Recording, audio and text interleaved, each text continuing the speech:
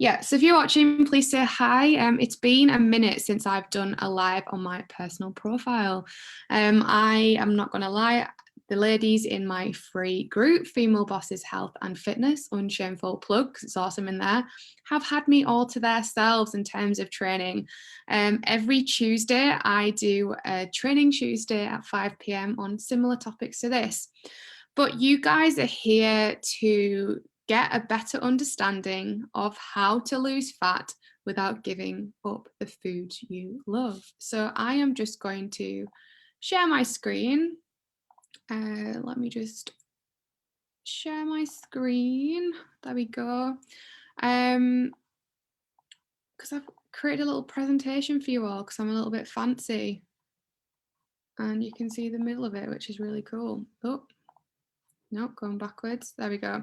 Awesome. So I created a little bit of a presentation just to give you kind of a visual cue of everything. But before I jump into everything, if you are watching, please comment below. Even if you're watching a replay, please let me know you've watched it because I'm really interested to know who is watching my videos. But I also want to know where you are watching from. So where in the world are you watching this live from?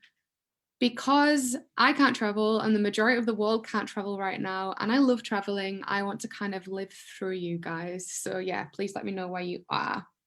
Okay, so I'm going to stop babbling on now and I'm going to get into the live of how to lose fat without giving up your favorite foods. So the first thing I want to highlight, rather than give you a tip and some advice, is goal setting. And anybody who works with me, whether you're in my free group, whether you are a paying client, knows that I am super, super keen on making sure that you're setting goals appropriately. And I want these goals to be SMART goals. I'm not going to go into a lot of detail around this. If you heard of SMART goals before, you know what I'm talking about. If you haven't heard of SMART goals before, all I want to say is, in summary, just saying you want to lose weight is a pretty crap goal. If you're like, oh, okay, then how do I set goals? Comment below goals and I will tag you in previous training about goal setting so you can set up your own goals. Alternatively, I can help you out. Let me know, get in touch with me and I will happily, for free, work through what your goals are and come up with a plan for you. So, losing fat without giving up your favorite foods. Goal setting is number one, but I firstly want to go into why do we want to lose fat? Okay, yeah, the question is because we want to look better, we want to feel better, we don't want to be unhealthy, that kind of thing. But what I want to highlight is the word fat rather than weight. So I am not using the word weight here because weight and fat are a little bit different. So when people say they want to lose weight, it's usually, I want to lose 20 pounds, for example. Whereas if you want to lose fat, it's a little bit more complicated, but it's a little bit better for your mindset. So how I've thought I would show you all is in this image. Some of you might have seen this image before. I find it really, really useful, especially when I start to think about the number on the scales a little bit more than I should be. And then I remember that I hold a lot of muscle. So how I like to kind of explain it is if you are 150 pounds in weight and then your friend is 150 pounds in weight, but your friend is 150 pounds of pure fat, and then you are 150 pounds of pure muscle, you will be a lot smaller in size than your friend who is pure fat. And this is highlighted in this picture. So if you look here, this is obviously not to scale, but there's a pen there for like scale. So it kind of is to scale. But I can't put the fat up on the screen with the pen. And also if you're on a mobile, it'll go small anyway. But anyway, the point is that the pen is to scale to the muscle and the fat here. So this is a pen, right? 4 pounds of fat, 4 pounds on the scale isn't too much, is it? You don't think it's something big, but like 4 pounds of fat is pretty chunky, like pretty big. So if you're losing 4 pounds and you're not doing any weight training and you're not actively trying to build muscle, then you've lost like this much of fat, which is crazy. It's amazing. It's awesome. But what I want you to remember is if you are building muscle, and you've only lost 4 pounds, you might have actually lost more fat than what you've actually lost in weight, if you know what I mean. So just want you to be more mindful of that. And I'm also going to be referring back to muscle a little bit during this presentation. So that's why I wanted to introduce it in this way. First thing I want to talk about, following obviously this introduction, is how to measure your success. And that's why I started it in this way. It's because I don't want you to get like fully focused on the number on the scale. The number on the scale is a load of crap sometimes, and it doesn't necessarily show the full picture of how successful your fat loss journey actually is. So I'm currently working with a client. She has been working with me for about 3 to 4 weeks now, and she's only lost about 2 to 3 pounds.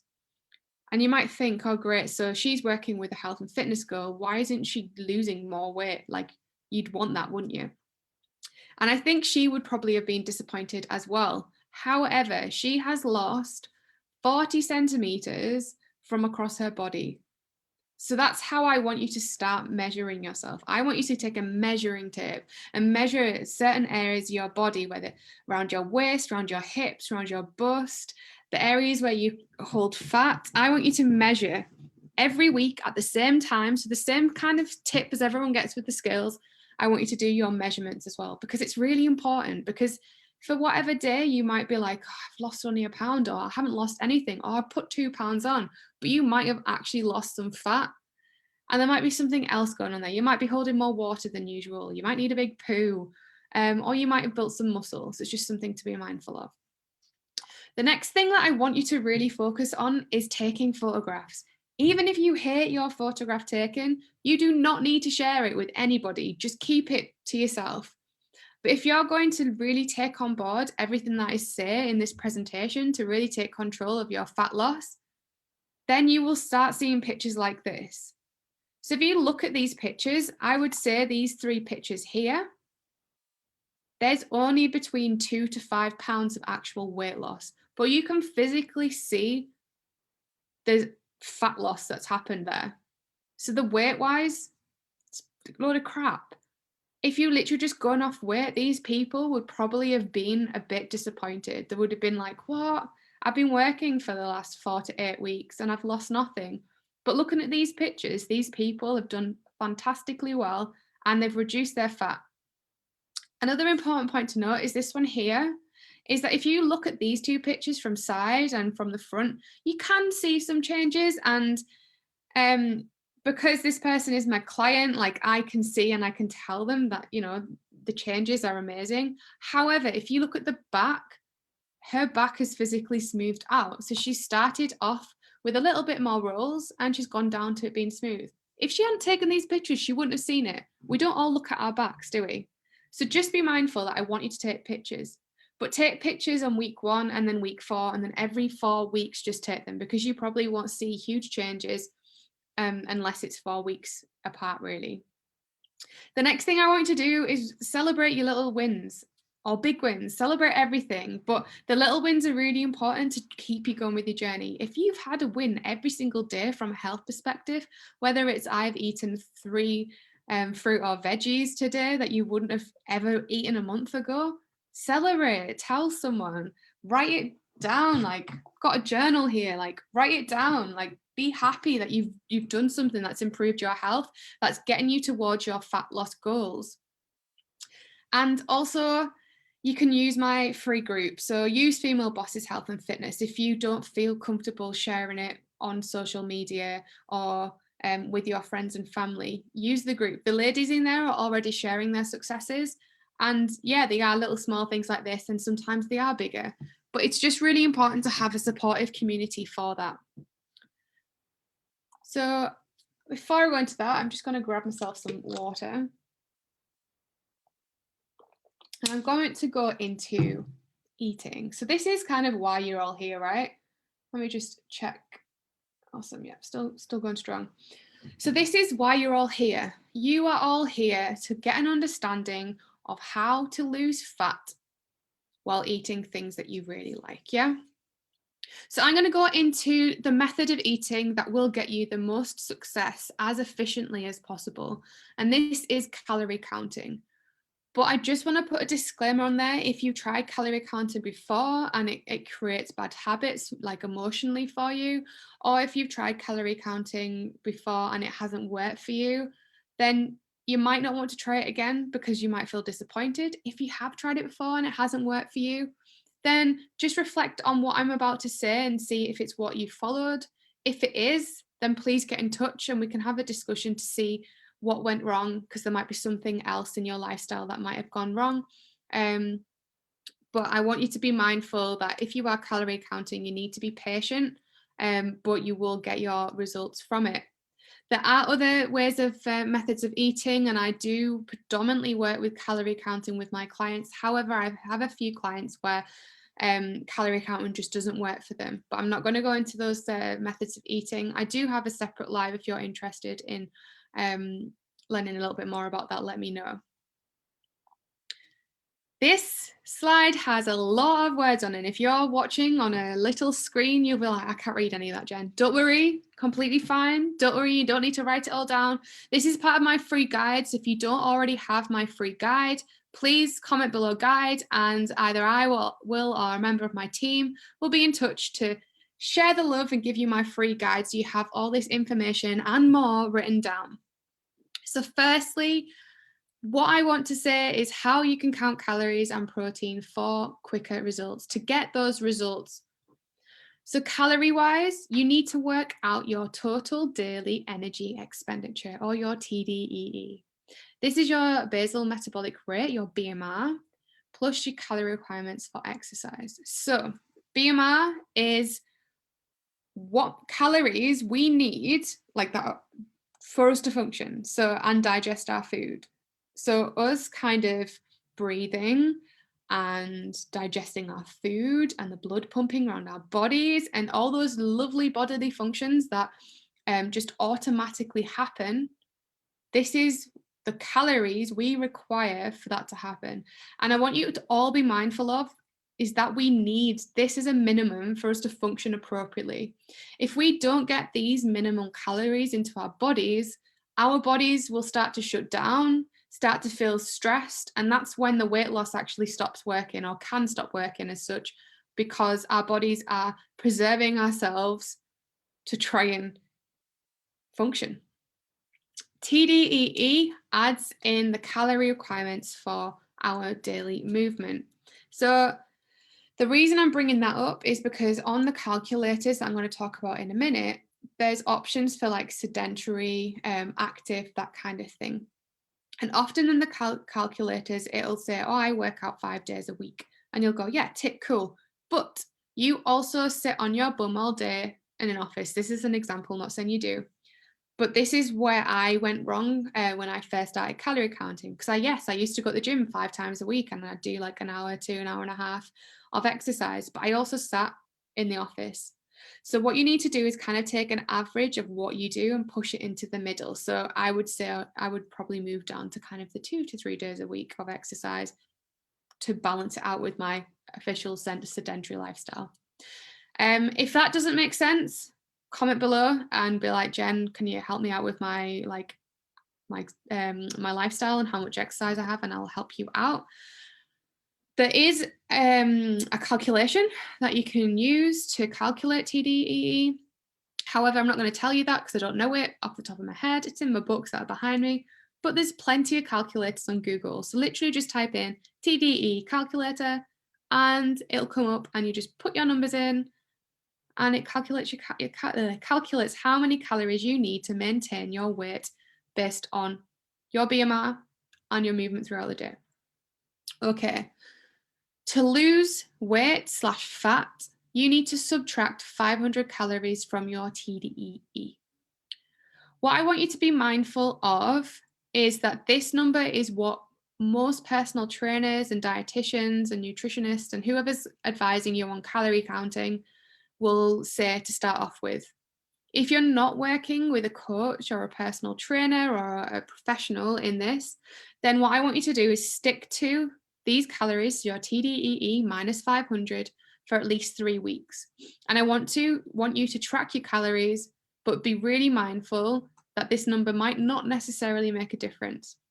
If you are losing more than 5 pounds on average per week over that 3-week time, then you need to up your calories. I know you might get excited that you've lost so much weight, but it's not sustainable and it's not healthy for you to lose weight so quickly. And again, your body can go into stress mode. Likewise, if you are losing less than 1 to 2 pounds on average per week, please be mindful of kind of hormonal fluctuations, that kind of thing, and if you're stressed and that kind of thing. But then you might not be, your metabolism might be slower than kind of what the calculators are calculating. What I would be mindful of is not going below your basal metabolic rate, your BMR. And this is because I want you to make sure that your body is functioning correctly and it can do all the good stuff that it needs to do. So if you are a little bit confused or calorie count is not working for you, please get in touch with me and I will happily help you out. But please monitor your weight to see if the numbers are working for you. The next thing that I want you to track, so yes, I said calorie tracking, but macros is really important too. So I'm not going to go into a lot of detail on macros. I did do a live over in Female Bosses Health and Fitness. If you do want access to that, please comment below the word macros and I will get you tagged. But there are 3 macronutrients. These are protein, fats, and carbs. And what I want you to focus on is the protein side of things. And this is because protein helps with maintaining that muscle mass that you have on your body. And I'm going to go into the reason why it's important when I get into the movement side of things. However, and it's all going to be about fat loss. It's not going to be the importance of building muscle for your health. It's about fat loss. But I want to talk about kind of the fact that protein is really important for cell rebuilding in general as well. So it's really important to get that protein in. It also keeps you fuller for longer. So when starting out with tracking macros, because some people play around with the carbs and the fats, I want you to ignore those. I recommend sticking to just your protein goals and then getting the rest of your calories from fats and carbs. I want to also reiterate that fats and carbs are good. Like the government always talks about low fat this, low fat that, blah, blah, blah, blah. But fats are actually good for your health in moderation. Same with carbs, same with protein, same with calories, like in moderation. It's always in moderation. Carbs are also good. So if you, opposite to government advice, so that's kind of the NHS and GPs and what's on the NHS website and also in like other countries, I know it's in the US websites as well. If you look at diet websites, often the thing is that carbs are the enemy, and that's not the case either. The best thing that I want my clients to start understanding with their bodies is when they feel they need carbs and fats. So they will be able to recognize when they need more carbs in their life. Like this week, I need more carbs because I've eaten a little bit more chocolate. And yes, chocolate has carbs in it. Whereas next week, I might need more fats. And that might just be because I need to be fuller for longer. But it's all about listening to your body. But please just don't worry about how many carbs and fats you're eating. Focus on your calories and your protein. What I want you to start with your protein goals is I want you to aim for 0.8 grams of protein per pound of body weight. If this is a little bit hard, and I know it can be hard for people when they're first starting out with with macro counting, getting a minimum of 120 grams of protein a day is a good beginner goal. One of the members within Female Bosses Health and Fitness has asked me how to get a minimum of 120 grams in of protein a day. So I am going to be doing a training Tuesday on that in the coming weeks. So join the group if you're not in there. I also want to go into some tips for success for tracking. Let my voice have a little bit of a break and see if anyone has any comments for me. See, I don't know whether it'll show up on my phone. Looks okay. Anyway, so tips for success.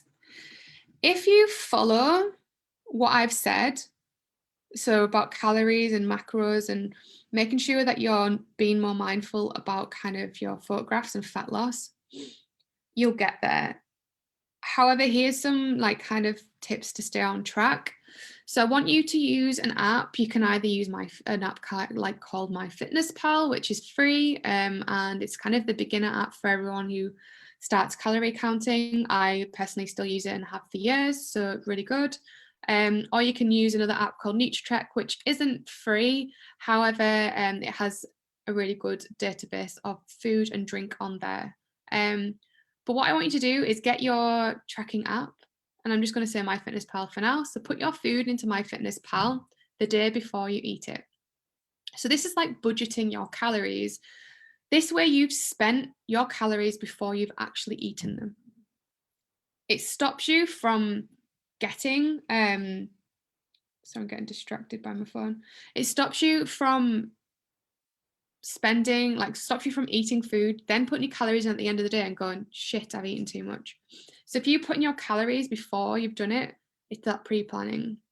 And that moves on to point 2. So plan your meals at least a day ahead, but ideally a week ahead. So if you plan your meals again, you can plan them into MyFitnessPal straight away.